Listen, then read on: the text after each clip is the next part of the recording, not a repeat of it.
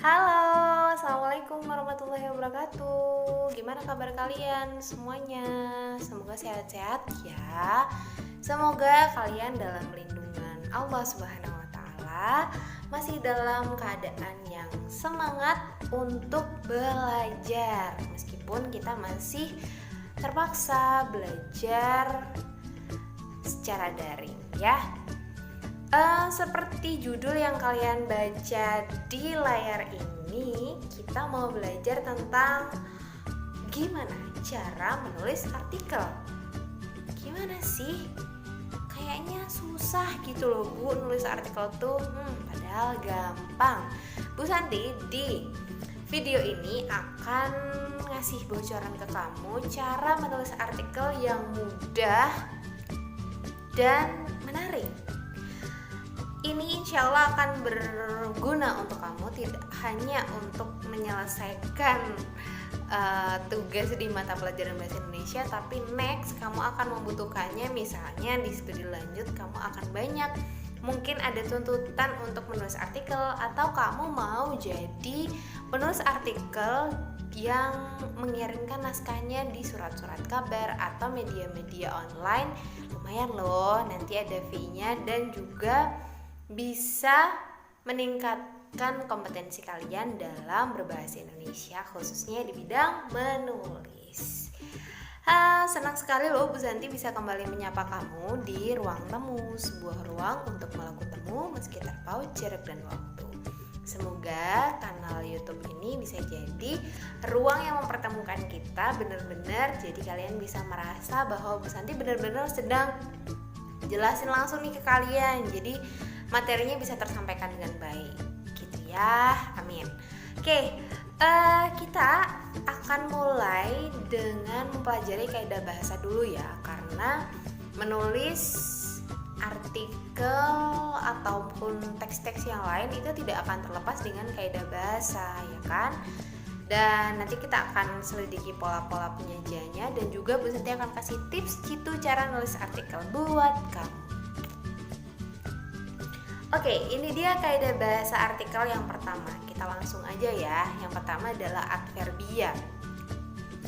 Adverbia itu adalah kata keterangan. Kata keterangan. Jadi sebenarnya kan banyak ya jenis-jenis kata dalam bahasa Indonesia. Kamu sudah mengenal beberapa di antaranya, misalnya nomina. Nomina itu kata benda. Kemudian verba itu adalah kata kerja, adjektiva itu kata sifat, preposisi, dan masih banyak lagi, konjungsi gitu ya. Kita kenal lagi satu namanya adverbia. Adverbia ini adalah kata keterangan. Ada banyak sekali jenis kata keterangan. Misalnya nih keterangan kualitas, misalnya lebih kurang gitu ya, lebih cantik, kurang merah, sangat putih, misalnya gitu ya. Nah, tapi kalau adverbia yang digunakan dalam teks artikel itu adalah adverbia frekuensi. Jadi dia menunjukkan frekuensi sesuatu. Contohnya kayak gimana? Kalau kamu sudah lihat contohnya, insya Allah langsung paham. Nah, contohnya ini nih, selalu, seringkali, kadang-kadang, kadangkala, biasanya, jarang gitu ya, dan lain sebagainya. Teman-temannya itu masih banyak ya. Bisa dipahami? Oke, kita lanjut. Kaidah bahasa yang kedua adalah konjungsi.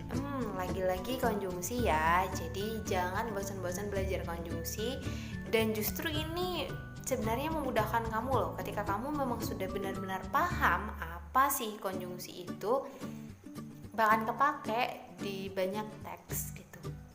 Konjungsi itu adalah kata hubung, betul. Kata hubung ini ada yang intra kalimat, jadi ada di dalam kalimat, dan ada yang antar kalimat. Dia menggabungkan kalimat yang satu dengan kalimat yang lain. Kalimat di depannya ini udah titik, terus nanti ada konjungsi, baru dilanjutkan dengan kalimat yang lain. Oke, bisa dipahami ya. Nah, ada 4 jenis konjungsi yang digunakan dalam teks artikel ini.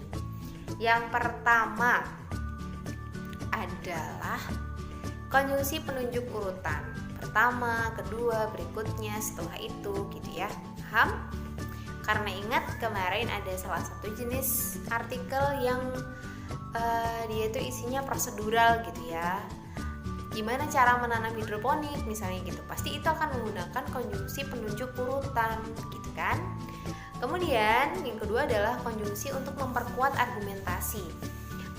Untuk memperkuat argumentasi ini intinya untuk penegasan ulang ya, untuk menekankan sesuatu.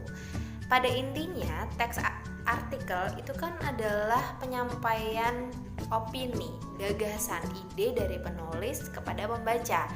Nah, opini itu bisa diperkuat dengan kalimat-kalimat yang lain. Misalnya Bu Santi bilang gini, ini contohnya ya, selain itu, sebagai contoh, misalnya, padahal, justru gitu ya. Bu Santi bikin satu kalimat, misalnya gini, hoax terkait vaksin COVID-19 sudah mulai menyebar di masyarakat. Hal tersebut mulai menimbulkan keresahan di masyarakat. Titik. Selain itu, merebaknya kasus hoax terkait vaksin di masyarakat juga menimbulkan ambiguitas informasi yang diterima oleh masyarakat. Misalnya gitu.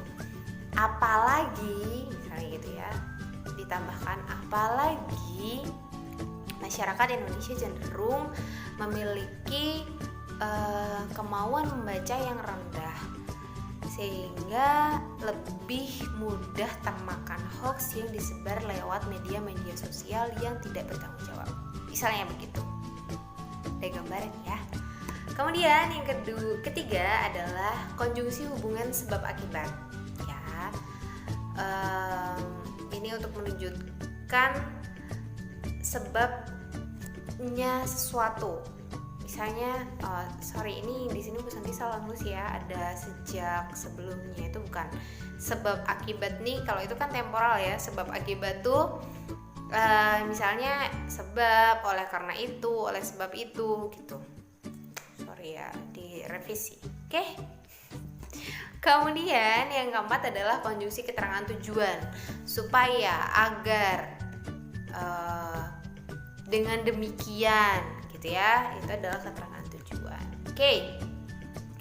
Nah, kalian juga harus memperhatikan nih kaidah bahasa artikel terkait kosakata, karena kosakata artikel itu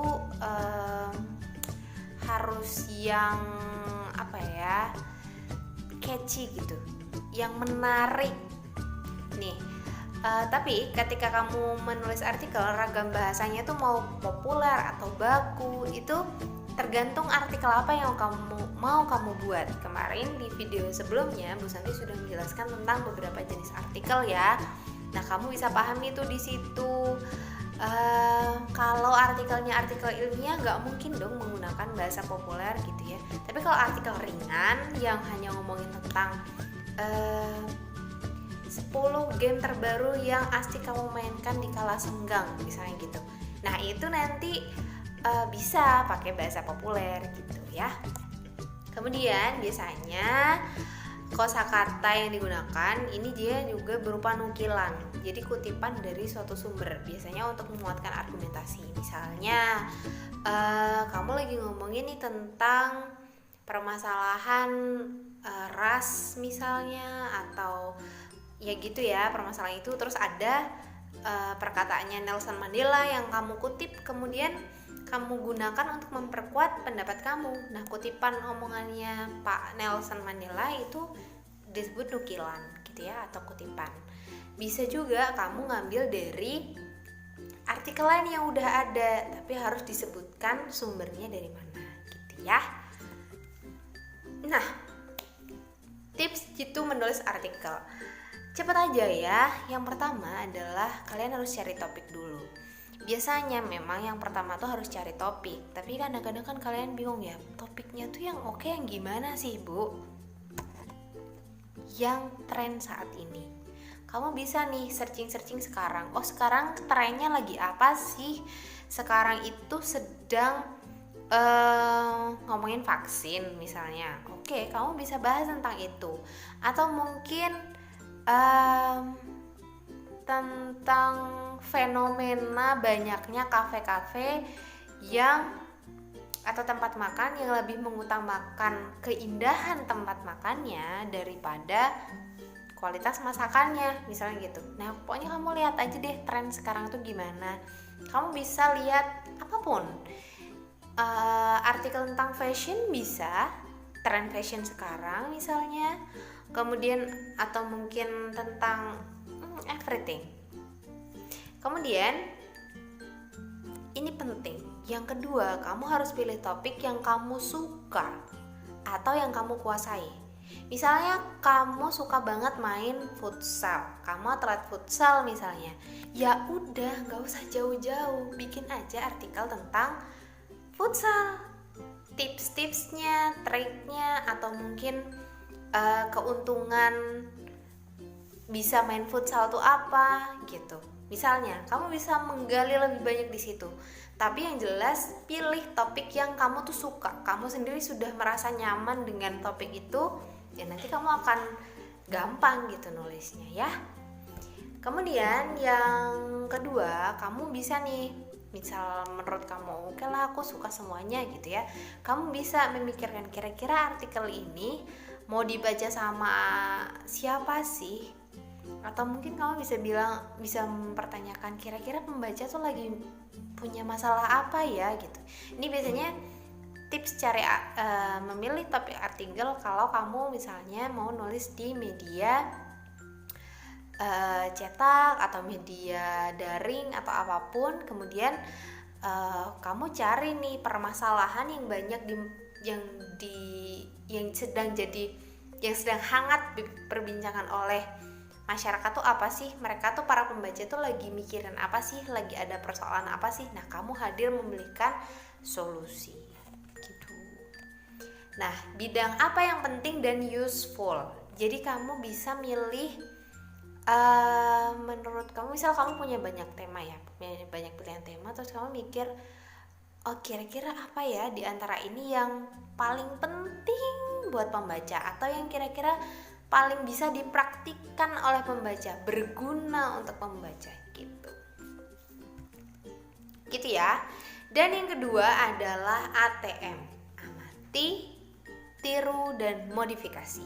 Jadi jangan cuma mengamati selesai sampai meniru, jangan, itu namanya plagiasi. Kamu harus memodifikasi, baca referensi up to date sebanyak-banyaknya. Kemudian seleksi informasi itu yang sesuai dengan topik artikel kamu. Pilih. Misalnya dari artikel yang kamu udah baca, buku-buku yang kamu sudah baca, di situ kamu bisa menemukan fakta-fakta, data-data yang penting itu dicatat. Sumber-sumbernya dicatat, terus habis itu dimasukkan. Oh, ini bisa nih masukin di pendahuluan, ini nanti buat ini nanti buat ini gitu. Nanti penyampaiannya harus dengan gaya sendiri. Jadi itulah yang disebut dengan modifikasi. Jangan apa adanya langsung ditulis, apalagi satu artikel, itu namanya plagiasi.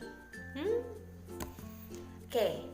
Yang terakhir adalah keep it small and simple.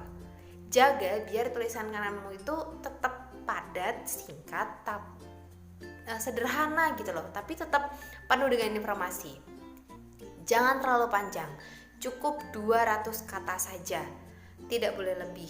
Karena biasanya orang-orang yang baca artikel itu cuma akan bertahan beberapa detik, paling ya 1 menit lah, 1 menit baca artikel tuh cepat gitu. Jadi jangan terlalu bertele-tele, kamu harus bisa membuat kalimat yang efektif, fokus pada solusinya. Jangan memaparkan masalah terlalu panjang, solusinya cuma tuing gitu doang. Kemudian buat beberapa subbab kalau memang bahasan kamu banyak gitu ya. Kalau ada banyak jangan langsung aja, tapi dibuat subbab. Beri judul artikel yang singkat, maksimal 10 kata saja.